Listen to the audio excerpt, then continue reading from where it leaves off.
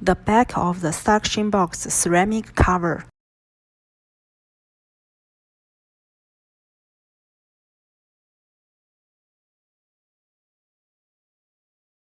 The back material is fiber reinforced plastic.